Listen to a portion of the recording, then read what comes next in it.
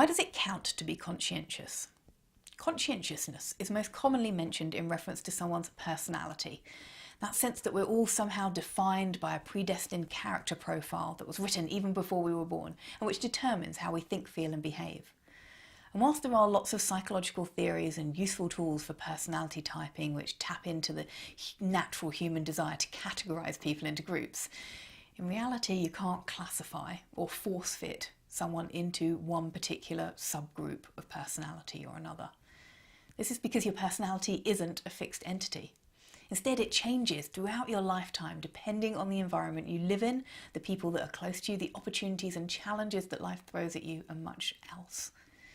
And although everyone does have a basic sort of personality framework that's coded into their genes, differences in upbringing and life experiences can rub off on us differently, can affect us differently. So what does it mean to be conscientious? And what does it look like at the level of the brain?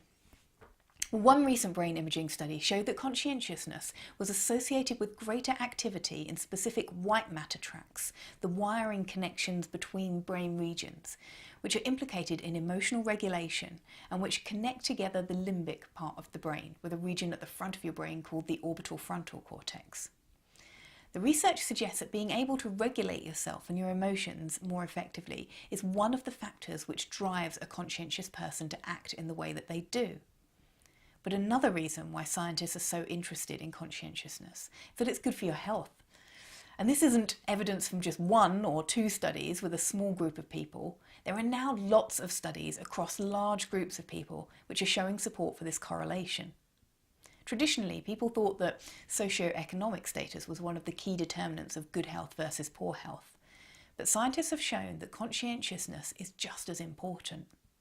Because what this data is showing us is that the people who are more conscientious, in other words, people who are hardworking, diligent, studious, ethical, meticulous, punctual and dutiful, generally live longer and have a lower chance of suffering from high blood pressure, stroke, heart disease, Alzheimer's disease, cancer, diabetes, and even accidental death.